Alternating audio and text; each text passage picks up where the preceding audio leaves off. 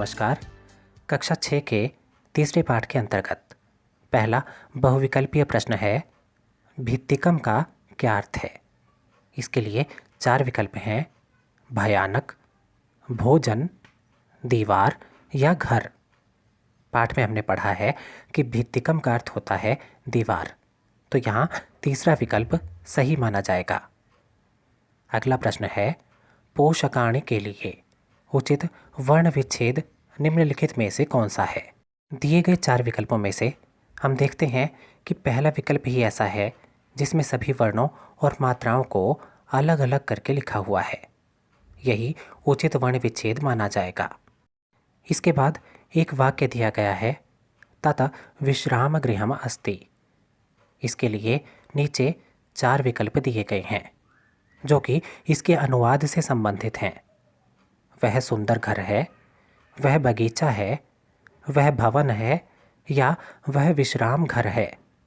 इन चारों विकल्पों में से तत् विश्राम गृहम अस्ति इसका उचित अनुवाद होगा वह विश्राम घर है, अर्थात चौथा विकल्प सही माना जाएगा।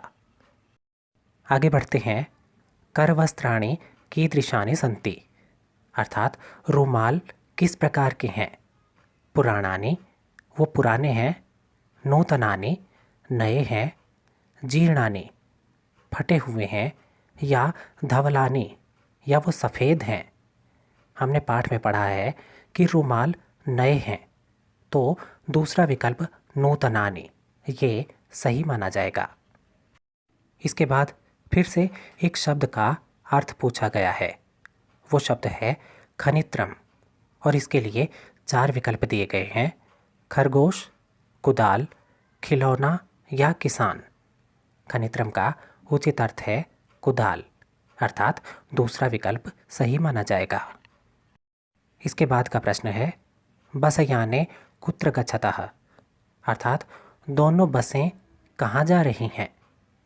ग्रामम गांव में, क्षेत्रम खेत में, नगरम नगर में या रेल स्थानकम रेलवे स्टेशन पर। पाठ में हमने पढ़ा है कि बसें रेलवे स्टेशन पर जा रही हैं, तो यहाँ चौथा विकल्प रेल स्थानकम ये सही माना जाएगा। अगले प्रश्न में पूछा गया है, श्रमिका किम चालयति, श्रमिका अर्थात मजदूरनी क्या चला रही है। खनित्रम कुदाल, द्विचक्रिकाम साइकिल, यानम जहाज या हलम अर्थात हल।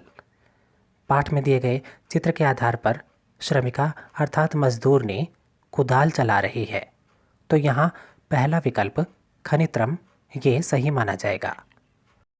अगला प्रश्न भी अनुवाद से ही संबंधित है, तानि कदली फलानि सन्ति। इसके लिए दिए गए विकल्पों में से उचित अनुवाद कौन सा है। वे सब आम के फल हैं, वे सब केले के फल हैं, ये सब पत्ते हैं या ये सब फूल हैं। कदली फलानी का अर्थ है केले के फल, तो यहाँ पर दूसरा विकल्प कि वे सब केले के फल हैं ये सही माना जाएगा।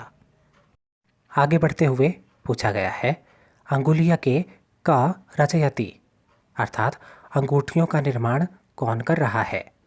श्रमिक मजदूर, कुंभकारः अर्थात मिट्टी के बर्तन बनाने वाला कुम्हार, सुवर्णकारः अर्थात सोने की वस्तुएं बनाने वाला सुनार या नृपः अर्थात राजा।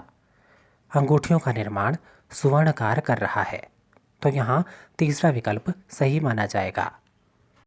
अगले प्रश्न में यहाँ पूछा गया है, मधुराणि कानि सन्ति, अर्थात मीठे क्या हैं। करवस्त्राणि अर्थात रुमाल, कदली फलानि अर्थात केले के फल, पुष्पाणि अर्थात फूल या पत्राणि अर्थात पत्ते। मधुराणि अर्थात मधुर या मीठे केले के फल बताए गए हैं, तो यहाँ दूसरा विकल्प कदली फलानि ये सही माना जाएगा।